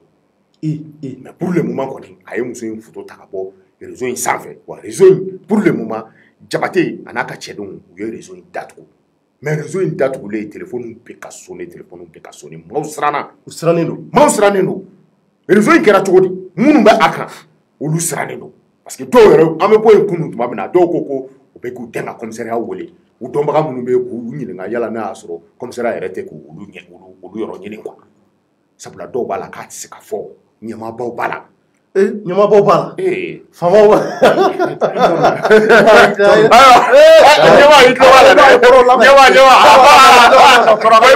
la ka kuma fɔlɔ fɔ an ka ɲɔgɔn faamu e ma cɛri a y'i sama ka bɔ kɔrɔ non ne mun na parce que a b'a ko madame bɛ k'a lajɛ télé la i b'a ye a bɛ ten ko ɲɛmaabaw b'a la i b'a fɔ kɔrɔ ye a k'a préciser ɲɛmaabaw ani ɲɛmaa o tɛ kelen ye dɛ n t'a la bi n t'a la sini wa ne yɛrɛ t'a dɔn k'olu kulo suma ɲɛmaabaw de b'a la ɲɛmaa t'a la parce que ɲɛ kɛlen don bɛɛ la bɛɛ bɛ k'a lajɛ Cɔn do o réseau in de demandé la Jabate n'a ka mɔgɔw fɛ kunun ko mɔgɔw tun bɛ ka weleli kɛ dɔw bɛ k'u ta kɛ dogo la n'i bɛ polisi minnu dɔn i b'u wele i b'a fɔ ko cɛ ko ne tun bɛ réseau dɔ sanfɛ a tɛ i t'a ɲininkali kɛ yala n'o y'a sɔrɔ n tɔgɔ t'u bolo mais kuma in a fɔ ka gon et puis fana cɛ fana n'i ye jateminɛ fana kɛ cɔn do cɛ ma mɔgɔ si jagoya i bɛ n'i inscrire a ka e de b'i ka numéro d'a ma e de bɛ na ka n'i photo d'a ma donc l'adhésion est volontaire et libre et tu es majeur. Voilà, proxénétisme kɔni don ɲakila ɲɛma yɛrɛ bɛ se k'i da don o kɔnɔna la ka fɔ vraiment o kɔnnen don an ka sariyaw fɛ quoi mais mɔgɔ min fana b'a kɛ ale fana kan ka kɔn quoi ka fara a kan c'est à dire muso in yɛrɛ fana ne bolo degun dɔ kan ka muso in yɛrɛ fana sɔrɔ nin ko in kɔnɔna la parce que a bɛ ka min kɛ c'est pas normal jamana in kɔnɔ an ka sariyaw la. Maliyɛn wa yɛrɛ bɔra ka nin mɛn n bɛna tila ka kuma di ɲɛmaa ma ka ɲininka nin ko in taabolo bɛ cogo min na n'a sɔrɔ cɛ in ni datuguli ka kan walima n'a ni datuguli ma ka sariya bolo mais en réalité ko nin de tun bɛ kɛ an ka jamana kɔnɔ ka cɛbakɔrɔw ni musow ka u soloba ɲɔgɔn na cogo nasugu bɛɛ walasa u bɛ se ka ɲɔgɔn ye cogo min na maliyɛnw ni kojugu dan de anw ka jamana kɔnɔ yan maa caman b'a fɔ ko tiɲɛ don k'a réseau bɛ jamana kɔnɔ mais est ce que anw ka jamana ni nin réseau fasugu ka kan wa furumusow muso minnu bɛ k'u furu mɛn muso minnu bɛ k'u ma furu ka taa i bala cɛla i tɛ cɛ mun dɔn i t'a bɔ yɔrɔ dɔn et puis wari kama c'est très très dangereux et puis nin ye maloya ko de wa nin m'an ka danbe an ka jamana danbe nin b'a bɔ a la kojugu dan don kɔrɔ min ɲɛsin ma ɲɛma sariya bɛ mun fɔ nin na cɛ in minɛna bi sisan est ce que sariya bɛ se ka cɛ nɔ minɛ tan. Ok, Tchorno, ni ye kojugu kɛlɛba ka kuma faamuya le gars il doit être poursuivi certainement pour 2 chefs d'inculpation. Fɔlɔ o bɛ se ka kɛ proxénétisme ye filanan chantage parce que chantage fɛnɛ kɔnnen don an ka sariya fɛ proxénétisme kɔni tɛ dɔwɛrɛ ye c'est à dire que ka réseau créer ka système dɔ bila en place système mun bɛ hadamaden exploiter parce que o ye exploitation de ye mais la question que je me pose est ce que nin bɛ don o cadre kɔnɔna la parce que i ka kuma la i ye kuma dɔ fɔ c'est hyper important on dit que l'adhésion au groupe est volontaire. On est tchèti ɲɔgɔn ye, aw ti ɲɔgɔn kalama, tu es majeur et responsable, tu es vacciné. I yɛrɛ de bɛ na n'i yɛrɛ ye, i ti jagoya. An dun b'a dɔn k'a fɔ ko proxénétisme kɔnɔna la, généralement i b'a sɔrɔ ni violence bɛ taa ni ɲɔgɔn ye. U b'i contraint k'i wajibiya i ka ko dɔw kɛ. Client bɛ na pour que a ka satisfait, u bɛ muso dɔ ta k'a bila a ka disposition na, wa u b'i permet i ka se ka balo. Ça c'est de 1. Mais cɛ bɛ se ka jalaki yɔrɔ min na, kɔrɔ wariko mun b'a la parce que kana k'a fɔ k'i bɛ t'i yɛrɛ farisogo feere dɔ ka balo o wari la o kɔni o bɛ se ka don proxénétisme cadre kɔnɔna bon à partir du moment que a nana an balimamuso kana ka chantage k'a la k'a jagoya k'a wajibiya contre sa volonté o ye ko tɔ bɛ tiɲɛ ka taa fɛ bon ne kɔni bolo hali n'an ye droit ta ka bila kɛrɛfɛ an ka société yɛrɛ kɔnɔna la on sait que le monde a toujours été comme ça. On va faire le plus vieux métier du monde. La prostitution et la prostitution. Ça, c'est le plus vieux métier du monde. On va y aller à la djihada. Ni wale naswa ni konaswa chono ni exister djihad kono. Mais wale tchejugudo. Tant que abega ke akan dénoncer fene. Madame na bena banfo ga djihad wuli. Mais tant que abeke akan ko parce que n'i y'a ye kuran bɛ gɛlɛya caman yɛrɛ la c'est que vraiment Mali kɔnɔna la wale cɛjugu camanba de bɛ minnu bɛ an ka jamana tiɲɛ dɛ. O de bɛ k'an ka jamana tiɲɛ. Don o don éducation yɛrɛ kan. An b'a cas sɔrɔ plateau yɛrɛ sanfɛ an b'an da don a la an b'a kuma fɔ. Bon nin y'a wale cɛjuguba dɔ ye. Ni kɔrɔ yɛrɛ tɛ est ce que mɔgɔ de bɛ nin bɔ nin information nin yɛrɛ kan. Et puis ni yɛrɛ kojuguma yɛrɛ ye mun ye ni mɔgɔ yɛrɛ c'est à dire que ni an balimamusow sɔmina na u bɛ baara kɛ yan. Ni wari facile de u ka wari sɔrɔ facilement et puis a bɛna kɛ sababu ye k'an balimamusow bɛɛ kɛ. Non k'u jogow tiɲɛ quoi. Bɛɛ jogo tiɲɛ k'u d'u ma ça c'est pas bon. Exactement. Mɔgɔ donna la fana a bɛɛ y'a cɛɲɔgɔn sama ka s'a ma ka se ka don a la dɛ. C'est pas bon et puis muso furulenw yɛrɛ ça c'est grave. Donc an b'a fɔ hali bi Ala k'an tanga k'an kɛrɛfɛ mɔgɔw tanga nin kojugu ma n'an tilal'o la ko réseau wɛrɛ fana démantelé la o kunnafoni bɛ ɲɛmaa bolo maliyɛnw o ye mɔgɔw de ye olu bɛ mɔgɔw de ta ka u utiliser adamadenw na k'adamadenw kɛ i b'a ko jɔn o fana réseau bɔ kɛr'o kalama Bamakɔ yan an bɛ 11e arrondissement Jabate fo ka waleɲuman ni o ye commissariat an ka foli bɛ bila n'a ka cɛdenw ye ka commissariat bɛɛ fo policiso fɛn bɛ Bamakɔ yan n'u bɛɛ bɛ cɛsiri la walasa jamanadenw bɛ lakana an b'u bɛɛ fo brigade d'investigation judiciaire brigade de mers fo ka taa bila kan 1 ninnu na an b'u bɛɛ fo k'u waleɲuman dɔn ɲɛma ko bɔ kɛra réseau wɛrɛ jumɛn kalama bon Tchorno vraiment bi ta kɛra réseau ko dan yɛrɛ an bɔra kɔrɔ ka réseau kalama ni o ye rencontre secrète et rencontre intime secrète. Intime secrète. Donc, nous, on était à rencontre intime secrète. Comment dirais-je, esclavage des temps modernes. Esclavage des temps modernes. Ni comme Haramadin ta qui séquestré qui bla jonala. Allahu akbar. Mais chorno aka kan kuna foni ditola nga foli belebele ta ka nyeshi Mali présidence de la République ma. Ka foli belebele ta ka nyeshi primaturement. Ni o docteur Shogel Kokala Maïga anaka cabinet ministériel be primature mo. Voilà parce que ulu de direction nationale de la police wuli. Ka fu nyana ka fo ko élément dɔw bɛ u bolo c'est à dire que tamasiyɛn dɔw bɛ yen nɔ mun b'a yira k'a fɔ ko hadamaden dɔw minɛnen don Bamako yɔrɔ dɔ la contre leur gré o tɛ dɔwɛrɛ ye ka mɔgɔninfin minɛ k'a wajibiya k'a to yɔrɔ la yɔrɔ mun t'a yɛrɛ sagola ye donc o kuma talen ka direction nationale de la police sɛgɛrɛ. Donc, dans la direction nationale de la police, il y a une brigade spécialisée qui a été créée en 2019. En octobre 2019, donc c'est une jeune brigade qui est commandée par un commissaire de police qui s'appelle Oumar Ousmane. En Foliba Nioro, la adjoint au commissaire principal Adam Siribé. Adam Siribé, un bout fou. Voilà, donc voilà, au lieu de vouloir là, chess et chorno. Et puis, ne peut faire question de poser on dirait que commune Sissi, n'est pas commune Sissi, mon gars, ka fɔ k'u bɛ wuli kama réseau sanfɛ mais kɔrɔ o dɔrɔn ko caman bɛ kɛ yɔrɔ in na yan. Non mais Ɲamakɔrɔ kura ni commune Sisi. Mais fɛn Mangara Ɲamakɔrɔ kura ni commune Sisi de. Non. Commune 5 kura ni bi commune 5 ou avec des Kati de fɛ. Kalabankoro de fɛ. Est-ce que Kalabankoro ye Kati ya. Kalabankoro ye Kati de. Est-ce que commune 5 de tɛ. Mais cɔrɔ mais commune élargie la. Commune 5 de don. Commune 5 de don. Parce que a filɛ nin ye fo Grand Segu kɔfɛ yen tɛ yan. Ɲamakɔrɔ kura ni bi yen de o. O ye Grand Segu kɔfɛla de o. Ayi mais ko in bɛ bon ne ni cɛ la n t'a dɔn a bɛ commune min na. Parce que Ɲamakɔrɔ o ye commune 5. Mais Ɲamakɔrɔ kurani o fɛ commune 5 parce que o bɛ côté dɔ ye. Commune 5 awɔ. Côté dɔ jumɛn Ɲamakɔrɔ kurani ye fila de yan. Ɲamakɔrɔ kurani tɛ ne o bɛ taa Mali kɔfɛ ka taga ou bien. Non Ɲamakɔrɔ kurani da se ka Ɲamakɔrɔ yɔrɔ minɛ. O tɛ o fɛn o ye Atɛnɛbugu kɔfɛla in de. O ye Sabalibugu kurani c'est vrai. Voilà ça c'est donc Ɲamakɔrɔ kurani ye. Ɲamakɔrɔ kurani bɛ yen Sabalibugu kurani Sisi don sa. Ɲamakɔrɔ kurani filɛ nin ye Garanti bugu ban. Awɔ ka continuer. Ka taa fo wo kɔnɔ. Kalabankoro wo dɔ de don. Quartier kuraw don. Mɔgɔw man ca yɔrɔ la mais sisan jama bɛ ka caya niveau. Ok donc soit c'est de la commune 6 soit c'est de Kati. C'est de Kati voilà. Dɔ la kelen kɔni. Dɔ la kelen. Mais n kɔni b'a dɔn k'a fɔ affaire Kalabankoro kɔnɔ je pense. Mais affaire in dilen don commune 6 tribunal de ma. D'accord. Commune 6. Commune 6 et je n'ai rien contre la commune 6. Donc vraiment j'aime beaucoup la commune 6. Donc an bɛ tɛmɛ o yɔrɔ la. Donc kɔrɔ a yɛrɛ la enquête kɔnɔna la k'a fɔ ko maa dɔw de bɛ yen nɔ olu kɛlen don ka réseau dɔ sigi sen kan. A ko in bɛɛ bɛ passer réseaux sociaux de kan. WhatsApp groupe ni Facebook. An y'a fɔ k'a fɔ réseau nana réseau ka baara ɲuman bɛ kɛ réseau kan i n'a fɔ baara kolon bɛ kɛ. Bɛɛ n'i nakun don. Dɔw bɛ na yɛrɛ yira kama dɔw bɛ na kɔrɔfɔli kama dɔw bɛ na ka na ka baara ɲumanw kɛ ka jamanadenw kunnafoni dɔw bɛ na nɛni kama dɔw fana bɛ na escroquerie kama donc ça c'est c'est-à-dire que ça c'est une escroquerie en bande organisée donc Tchorno qu'est-ce que ces gens là font u bɛ yɛlɛ réseau sanfɛ u bɛ mɔgɔw contacter n'u ye mɔgɔw contacter u b'a fɔ ko olu bɛ baara kɛ Cuneti de bɛɛ ye Cuneti tɔgɔ mɛn donc olu ye Cuneti baarakɛlaw de donc ko olu bɛ se ka i ta baara la bɛɛ b'a dɔn k'a fɔ que ce soit le Mali ou bien les pays voisins chômage bɛ jeunes kan kosɛbɛ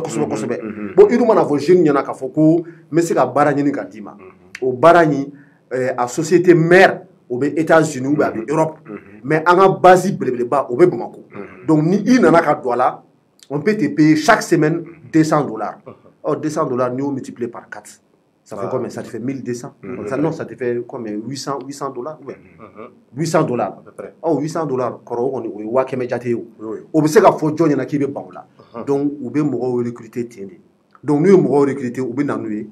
Donc, nous, on va fouiller na ko au bout la loger. On veut t'aller nous Ɲamakɔrɔ kurani. Donc, Ɲamakɔrɔ kurani étage le boulot nous est R+1. Donc, malani sans fait là. Tchorno commissaire principal Oumar Ousmane nga kuma kɔnɔna la a y'a yira n na k'a fɔ ko don min na k'ale n'a ka cɛdenw wulila ka taa yen nɔ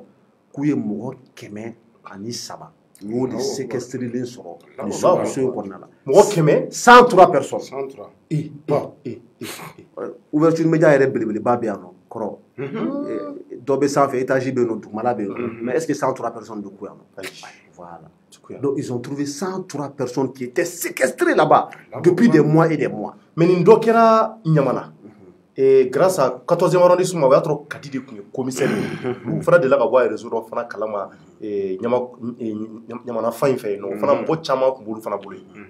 ok donc brigade mun y'a baara kɛ c'est la brigade de répression du trafic de migrants et la traite des êtres humains. C'est-à-dire que fait ka haramaden ta ka fɔ k'i bɛ trafic d'êtres humains tɛ dɔwɛrɛ o ka mɔgɔninfin ta k'a kɛ i n'a fɔ objet i n'a fɔ fɛn k'a feere moyennant quelque chose contre de l'argent donc olu ka brigade in créera walasa k'o de kɛlɛ ani contre la traite des êtres humains ka hadamaden traité k'i kɛ i n'a fɔ jɔn i n'a fɔ bagan donc u y'u ka enquêtes kɛ donc enquêtes kɔnɔna la cogo min u taara bɔ a kalama k'a fɔ ko mɔgɔ dɔw ka signalement dir'u ma parce que tout le temps ni policiers ni commissaires ni fɛnw ye intervention ouverture min da kan u b'a fɔ ko anw ka baara in kɔrɔ e yɛrɛ ni policiers bɛ baara kɛ i b'u ka ko caman kalama k'u tɛ se ka baara ɲɛnɛman kɛ tant que population ka dɛmɛ tɛ ils ont besoin de témoignages et d'informations ni population bɔra kojugu min kalama dɔrɔn u ka commissariat wele donc à travers les témoignages ils ont pu remonter jusqu'à ces gens là donc u ye filature organisée don min na u débarquer'u kan u taara sɔrɔ réseau in kɔnɔna la u ka ɲɛmɔgɔw ye mɔgɔ 10 il y a 10 leaders qui étaient là-bas. Donc, vous débarquez quand on va essayer de finir tout. Vous bêmez. Donc, vous donnez qu'on a là, ils ont trouvé 103 personnes. Et parmi ces 103 personnes, il y a sur des enfants mineurs. Il y avait au minimum 4 mineurs là-bas. Mais où là-bas? Ok, c'est un système vampirique. Voilà la journée des prostitution. Parce qu'au moins, tu rentres par ta propre volonté. Au départ, qu'est-ce qu'il faut? Nous, à Afrique, il faut que nous ayons là. Donc, on va voir qu'il y a une formation. Tu vois, nous avons extérieur là, Côte d'Ivoire, Sénégal, Burkina, Cabo, pays voisins, ou bien la Guinée, quand on a mal pour que nous ayons parce qu'on va voir qu'il y a une baraka là. Donc, on peut promettre baoutaille. Donc, toi, tu n'es pas au courant du piège, il y a dans la coffre. Donc, nous, nous avons une formation d'amena. Donc, la formation d'amena, il va sur le Jean Wartigibo, Jeff Bezos, ou bien Mark Zuckerberg, nous, et Facebook créateur, ou bien,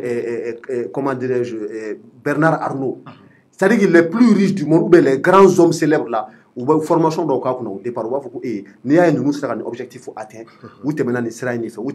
fait. Donc, en bas, tu as une formation, module. Avec drogue, ça va au bout de 3 semaines, on va faire beaucoup de formation bana. Donc, formation bana pour que, et va commencer à sarata. Les $200 par semaine, Kofiga Waki. On va faire 600 000 francs. Donc, tu as une formation créée au bout de 3 semaines. Et bien, malao, il était malao. Ni sommes au bureau, il faut tu as l'opportunité baro d'année. Né formation qui donc né classe non. À Foragna, comme on a un contrat signé. Mais pour le contrat signé, il faut 500 000 ou 600 000. Donc, et beau sera. Donc, et beau sera. Après toi, tu te rends compte que finalement, c'est de l'arnaque, c'est de l'escroquerie. Donc, nous qui sommes manganchi, on va faire que non, qu'on est responsable de nous, qu'on m'a fait valider. Pour que il y a processus de recrutement à ce gars, ou ce gars exiger, ou 1 million. On appelle ça un cycle infernal. Parce qu'il va faut qu'il y ait un d'amne, il y a un là. Donc, pour que il y a la sabati, on va finir en wardi. Donc, nous, il y a la paix, il y a téléphone, il y a ordinateur. Tu as un moyen de communication fait, on va bien là. Donc, il y a un bême là. Et tu es séquestré contre ta volonté. Parce que ni bon tout dénoncer. Donc, il tout là. Faut qu'on ait un mot qui est sabata pour faire un yoga. Wa ma bane. Tu n'es pas au clair à mon fouina. Ko beaucoup ni wari sara. Ko pour que il y a un contrat qui soit conclu. Ko faut il y a un mot flameur roulé. Il y a un nom il go do. Il y a barena. Donc il faut ne pas faut ok. Il y a un cousin d'Oblagana, ou un frère d'Oblagana, opportunité d'Oblagana. On a trouvé des membres de la même famille là-bas. Il va sur le frère Fla, ça va bien, ou bien Dobéono, à Domaga Dobéono, grâce à lui, mon Fla, ça va. Ça veut dire que les messieurs Nani, mon Fla, ça va, Nani, qu'on nous venait de la séquestration qu'on a. Et, bon, à ma banque, les jeunes bacheliers, nous me bagui sur. On va finir pour nous bourse ou bien inscription étrangère, États-Unis, France, Belgique, Suisse, Maroc, Yoro là. Donc quand toi tu viens, on va finir beaucoup, il y a 500 000 clés ça. Qu'on ait 500 000 ça, on inscription. Donc nous on y a ça non. u bɛ faux papier dilan k'a ci somɔgɔw ma u b'a ko ko inscription filɛ nin ye donc pour que i ka se ka taga Faransi visa ka ɲini ye u b'a k'i ka passeport wari bila ka na somɔgɔw b'o bila ka na u tila ka f'i tuguni non ko école a exigé ko avance dɔ ka di nin montant in na 1 million 2 millions somɔgɔw bɛ tila k'o bila ka na u bɛ tila k'a fɔ tuguni non ko coronavirus bɛ yen nɔ ko gɛlɛyara ko fo frais d'hôtel ka avancer ou bien i kan ka taa loger yɔrɔ min na résidence universitaire la k'u b'a fɔ ko bon i ko o montant hakɛ dɔ di pour que i ka san bɛɛ ta sara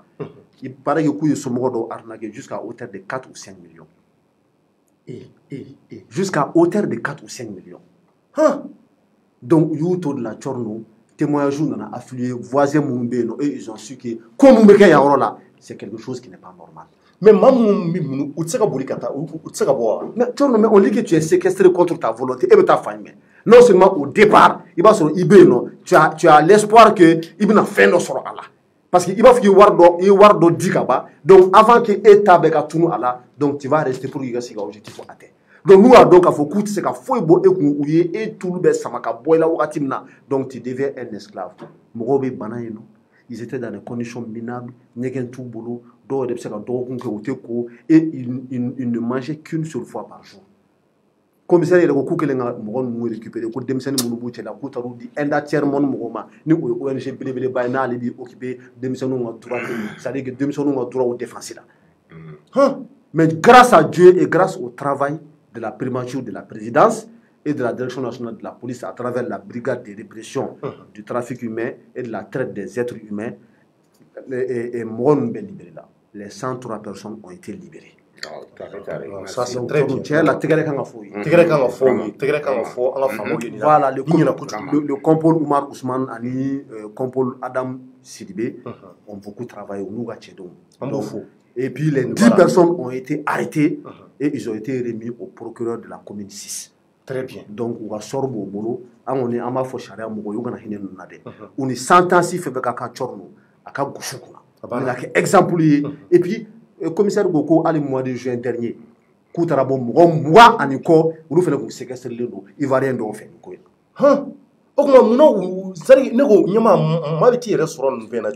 Mais couramment beaucoup processus bien fois. Mais est-ce que qu'il est dos? Parce qu'il va reconnaître. Est-ce que qu'est-ce que l'escroc fait? Est-ce qu'on peut faire de là qu'il a espéré à? Donc qu'il a nata. Donc ni un là nata quand abe jore dael et ni piège donc il doit prendre la parabole refermer là. C'est ça l'escroquerie. Ah, vraiment, c'est pas la peine quoi. Mais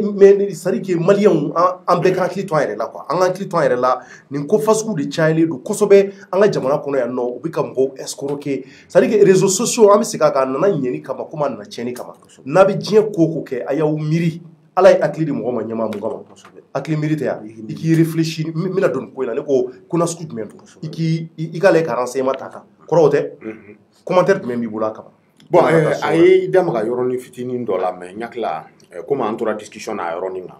ni o commune sisi ni commune kati parce que akumbe fe ka yira ka foko abukomu ko ni ko yin a tiale no commune kelena ame ate commune dola me fe ka yoroni fi na commune bena ka spécificité de do banditisme na ni commune intassisant braquage ni kambiro la jour de nyonyele ni commune 2 ta o drogue yi on reka commune o ko ne drogue kelew ni commune 3 ta c'est des accidents c'est des attaques à main armée ni commune wereta c'est des arnaques c'est l'escroquerie c'est des viols ne re mi aïcha ngome commune no be fra nyonga les 6 communes chaque commune a benaka spécificité de nous on a aïcha ngambe ko jugu kele ba bo donc o kaira ka foni commune na o de nyonyele no an ya dam na commune 2 là avec lutte contre la drogue parce que drogue de fana ka chai ka teme donc crime na commune benaka spécificité de nous voilà donc me fera yoroni da akuma mais crinati ko dogole ko bi côté ni me amena anyi ni réseau ni Sénégal Guinée Côte d'Ivoire fo Mali mais ay cheni do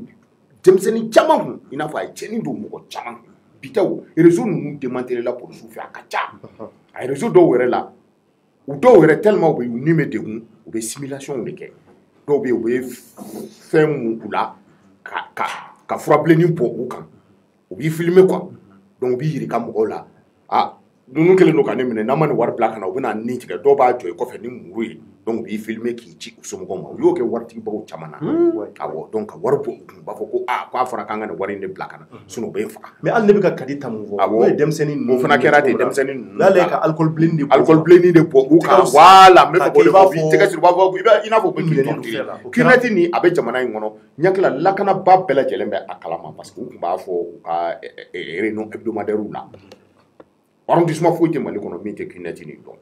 dɔn min tɛ k'a kɛlɛ fana bɛɛ lajɛlen bɛ k'a kɛlɛ mais e ka nin réseau nin kun ka bon kojugu parce que an kun bolo n ko caman bɔra a la quoi o de kama a kuma kun dɔgɔyara mais an y'a ye k'a fɔ à travers e ka nin réseau nin na k'a fɔ ko hali bi a bɛ yan donc ɲakila lakanabaw tulo b'an na nin wagati nin na vraiment u n'a ta tugunu vraiment k'a ko tɔ ɲɛɲini tugunu mɔgɔ minnu bɛ bi a kɔnɔ parce que u bɛ min proposer mɔgɔw ye jeunesse ye u tɛ diplôme ko fɛ u b'a fɔ dɔrɔn ni dusu bɛ min kɔnɔ ka baara kɛ e m'a ye donc bɛɛ bɛ se k'i yɛrɛ sɔrɔ u kɔnɔna na i bɛ se ka réussir kɛ milliardaire ye k'a sɔrɔ vraiment fɛn t'i ye i ma kalan kɛ i n'a fɔ u bɛ ka exemple ta milliardaire minnu na ni o ye Bill Gates ni Zuckerberg ni fɛnw ye u ma kalan kɛ mais u sera ka diɲɛ mara vraiment maliyɛnw bɛɛ k'i hakili to i yɛrɛbakun na nin waati in na diɲɛ bɛ ka taa bolo mun kan a y'aw hakili to yɛrɛ la n bɛ segin kɔrɔ fɔ ka ala ye hakili di an ma de k'an ka miiri n'an bɛ ko ko kɛ nin kɛwale jugu de caman bɛ an ka jamana kɔnɔ an yɛrɛ bɔra ka nin réseau fila bɛɛ ye an ka finitigiw ye baara mun kɛ an b'an ka finitigiw bɛɛ fo k'u waleɲuman dɔn an ka polisiw donc k'a ye k'a fɔ an balimamusow an furumusow olu de bɛ tun bɛ nin réseau in kɔnɔ ni bɔ kɛyɔrɔ kalama donc o b'a yira k'a fɔ diɲɛ bɛ ka taa sira mun kan nin waati in na maliyɛnw a kan ka maa jɔrɔ bɛɛ kan ka dugawu kɛ i yɛrɛbakun ye ani kɛrɛfɛmaa ye ka tila k'a ye tuguni jaja réseau wɛrɛ t'a yira an ka jamana kɔnɔ minnu bɛ k'u bɛ maaw exploiter k'u kɛ i b'a fɔ ko jɔnw maliyɛnw o b'a yira k'a fɔ an ka hakili to an yɛrɛbakun na an denw an dɔgɔninw an ka conseil di an yɛrɛbakun ma an ka conseil di an denw ma mun b'a to an bɛ se ka kisi nin fɛn nasugu ninnu ma cogo min na mɛ ɲɛsin ɲɛma ma ɲɛma logement sociaux ko kɛmɛ n t'a sidɔn ye an yɛrɛ dɔgɔkun bɛɛ kɛ a kuma na association dɔw nana dɔw fana tun ko k'u bɛ nalen nka u ma na donc maintenant an ko k'an tɛ se ka émission kuncɛ cogo nasugu si la parce que fanga kuma logement sociaux filɛ aujourd'hui c'est très important a fɔra k'a dabɔra fantanw de kama a tɛ ka waati ko fantanw ka kɔnɔ nka bi bi in na waati dɔw yɛrɛ kun kɛra la i bɛ kɛ ka waati maaw y'a yira k'a fɔ k'hali logement sociaux bɛ faama dɔw bolo minnu bɛ taa k'u ka lafiya yɔrɔ ye saba bɛ dɔw bolo naani bɛ dɔw bolo duuru bɛ dɔw bolo donc o b'a yira k'a fɔ mali ka logement sociaux ko a taara k'an bolo da sinon logement sociaux a bɛ jamana wɛrɛw la o a dabɔlen don seba tɛ maa mun ye nka anw ka jamana a tɛmɛn'o kan ka ban donc maintenant e bolo autorité kan ka responsabilité jumɛn de ta ka ɲɛ kosɛbɛ walasa logement sociaux ko bɛ se ka segin a tɔgɔ kɔrɔ la cogo min na. Ok, Tchornou, merci beaucoup pour la question. Je pense que Koro Ishaka est là, il pourra aussi participer qui est dans le débat là. Voilà ça qu'a niafolike limana ou nyana angaseka famia. Et Tchornou, ça dit que logement social comment kera plateau sans fait nier à Dorokun Kele maintenant. Et à ma kedore kama parce que anya e kafoko Dorokun temene. Logements sociaux donc dira depuis 2019. Donc olu attribution kɛra an y'a ye k'a fɔ ko dɔw yɛrɛ kun yɛlɛmana u ka sow kɔnɔna la ka ban u ka kilew kun dur'u ma mais officiellement cérémonie kun ma kɛ pour que ka remise kɛ donc olu ka remise officielle de tun kan ka kɛ dɔgɔkun tɛmɛnen je ne ma fili jumadonya de kun donc a yɛrɛla k'a fɔ ko OMH n'o ye office malien de l'habitat ye c'est pas lundi, c'est le lundi passé lundi tɛmɛnen.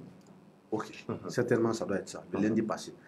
Donc, a yɛrɛla k'a fɔ ko o cérémonie, durant cette cérémonie là, k'u tun bɛna profiter fɛnɛ ko liste dɔ bɛ yen nɔ, ko liste dɔ bɔra, ko parce que ko k'a ta 2019 la ka n'a bila sisan na, ko demande caman tun bɛ yen nɔ, parce qu'il y avait 24 000 logements si je ne me trompe pas, minnu tun demande tun kɛra. Donc, ko a tun attribuera maa dɔw ma, mais pendant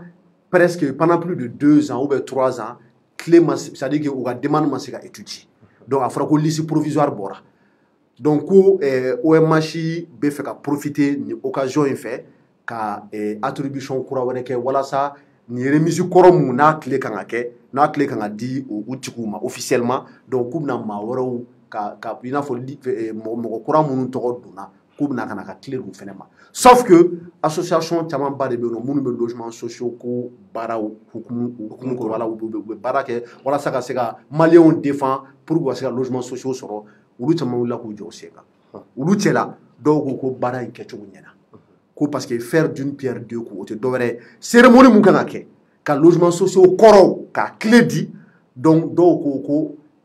baara kura mun kɛra walasa mɔgɔ minnu kun tɔgɔw bɛ yen nɔ parce que a fɔra ko liste kura de bɔra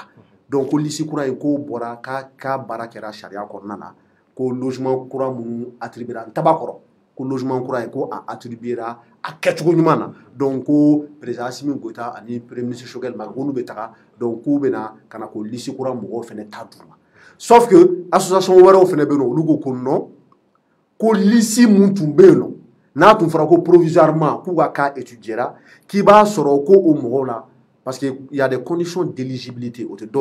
pour que le logement social ka d'i ma il faut que conditions dɔw de bɛ yen nɔ i ka se k'a remplir i ka kɛ nationalité malienne ye baara dɔ ka k'i la i ka sara ka kɛ hakɛ dɔ la i ka se ka ressources dɔw prouver i k'a yɛrɛ k'a fɔ k'i bɛ se k'a sara parce que kalo o kalo de a bɛ bɔ i kun donc il y a des conditions que tu dois remplir donc u ko ko temps mun tɛmɛna olu ni ɲɔgɔn cɛ k'i b'a sɔrɔ ko dɔw tɛ baara la tuguni a ma fɔ wa k'i b'a sɔrɔ ko dɔw ka baara perdira u la i b'a sɔrɔ dɔw yɛrɛ fatura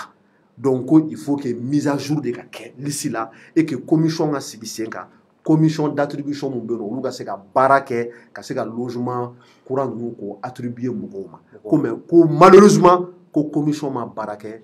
ko OMH kɔnɔna la ko maa dɔw de bɛ yen nɔ directeur tɔgɔ fɔra a la ko olu de ye yurugu kɛ ko ka logement ta k'a du kɛrɛfɛ mɔgɔ ma cogo min o kuma de fɔra plateau in sanfɛ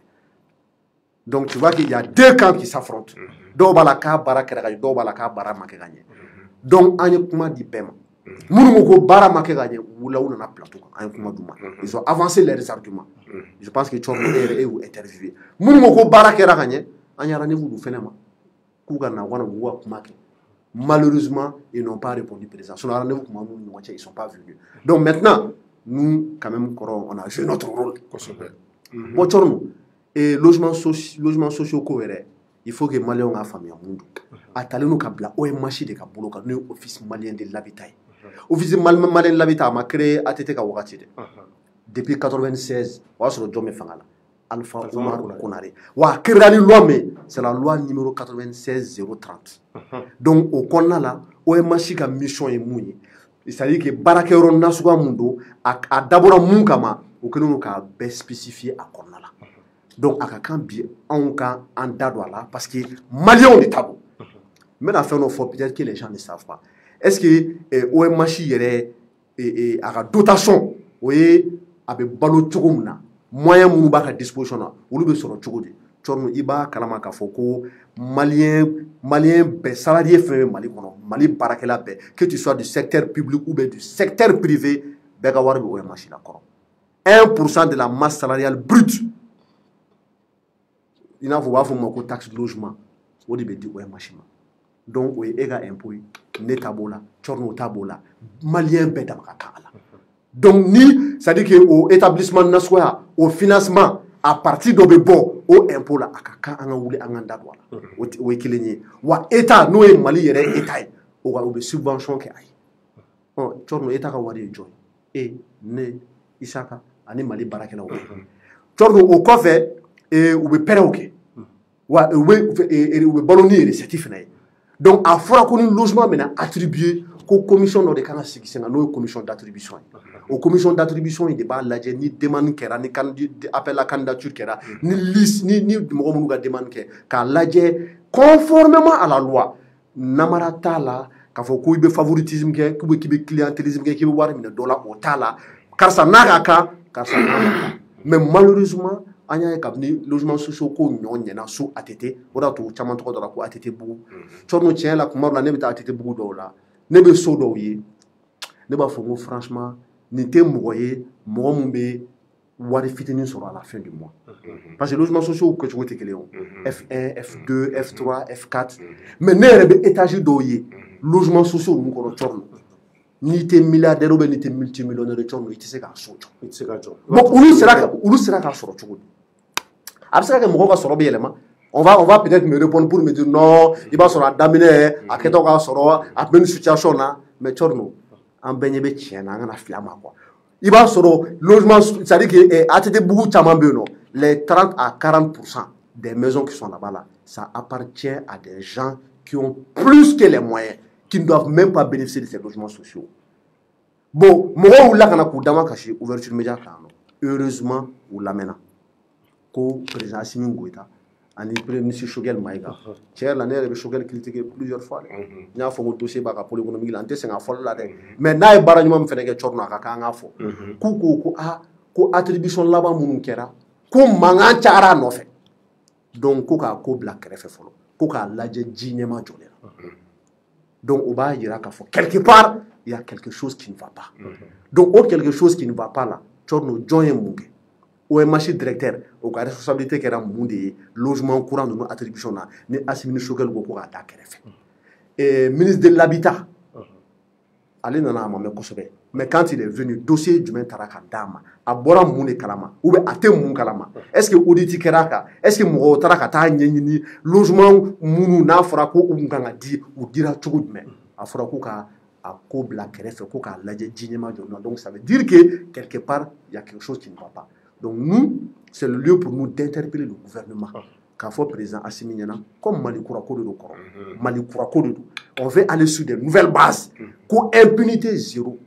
ni OMH directeur no bala chorno mais nul n'est indispensable dans la gestion d'un pays ou ka ouli akata mais Modibo Keïta Sara le Mali a continué à vivre donc lui il n'est pas indispensable wa kuma chama fora comme neto do ngunu kana ka fa ayen dota ayen keta j'ai pas les preuves n'tena ndadu mais à la responsabilité mouillé il faut que audit ka ke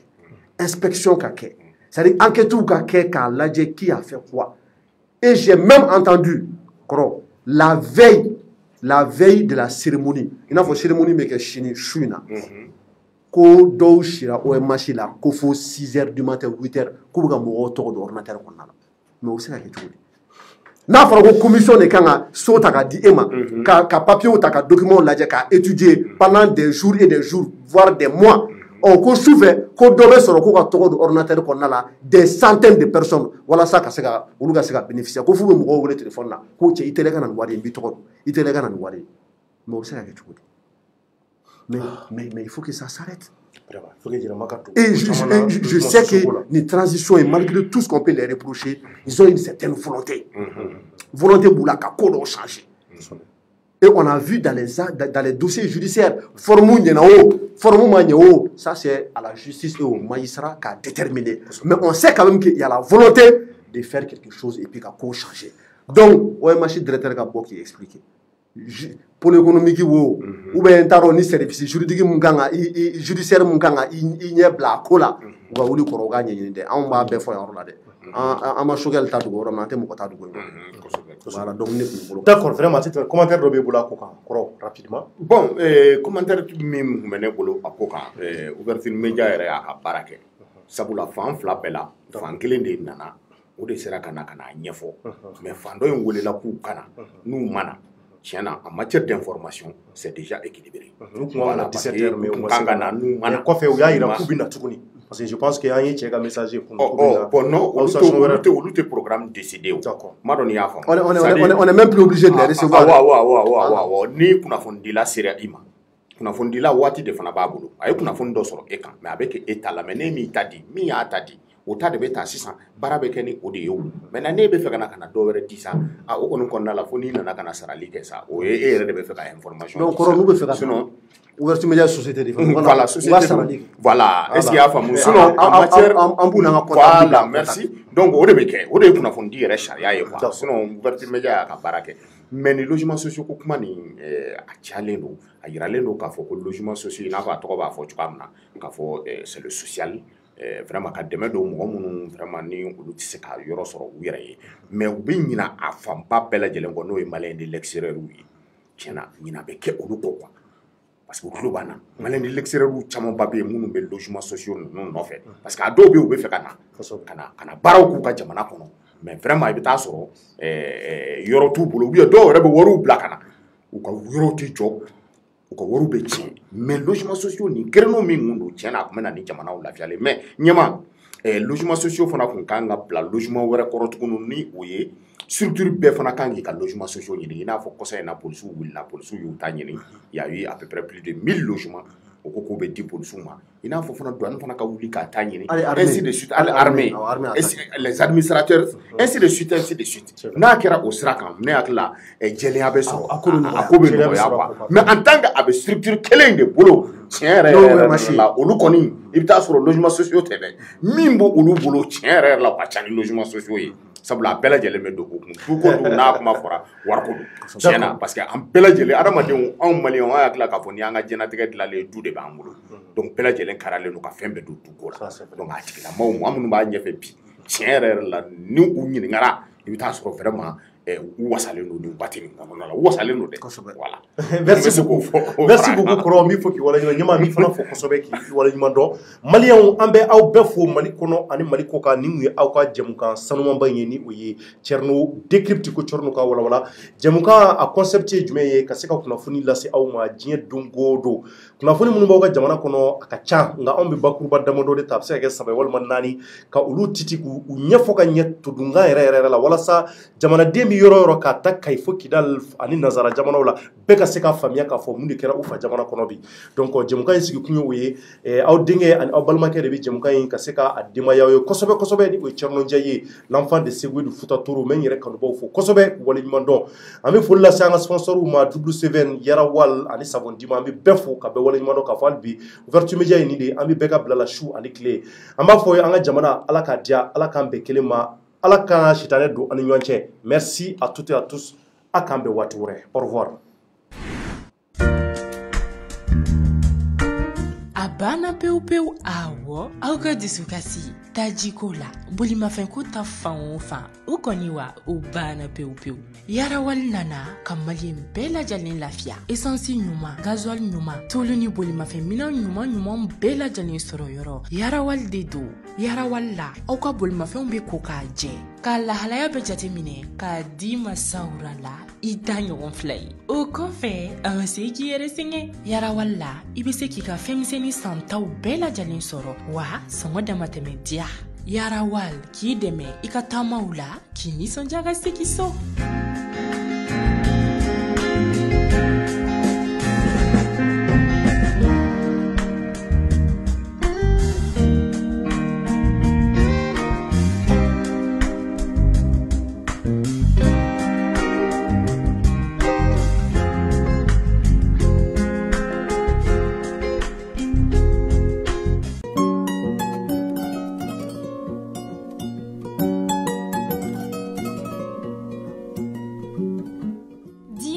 Société Sodima ka safinɛ kura dilannen de don awɔ kana aw lafiya a ka sokɔnɔ baara bɛɛ lajɛlen na fini nɔgɔko b'o la minɛ nɔgɔko b'o la fo ka taa se farikolo yɛrɛ saniyali ma safinɛ Dima a jɛnsɛnnen don Mali fan 14 bɛɛ lajɛlen na mɔgɔ minnu fɛnɛ mago b'a caman santa la u bɛ weleli kɛ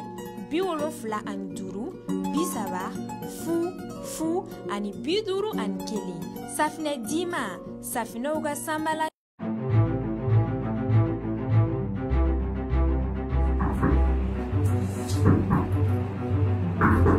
Oui.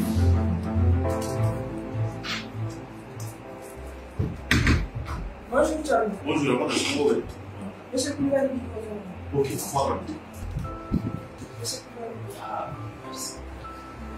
Ah, je me rappelle, c'était pas chez moi. Ah, je me rappelle. Ah, ok. On a encore un système. L'histoire de service. À la baraille, c'est la calana. Elle a lancé comme pendant la cigarette, tu vois, cassé la formation qu'elle. Je ne sais pas.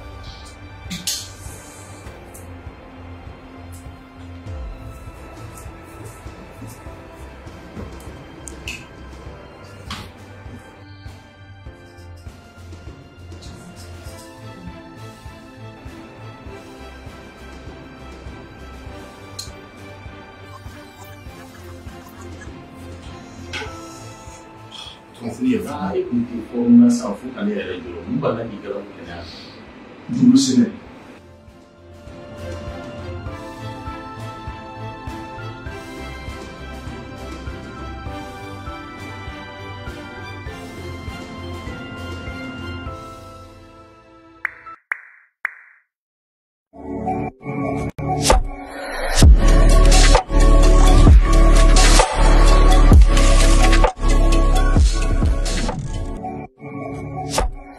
Intense Love, le nouveau parfum pour hommes et femmes by RG Cosmetics.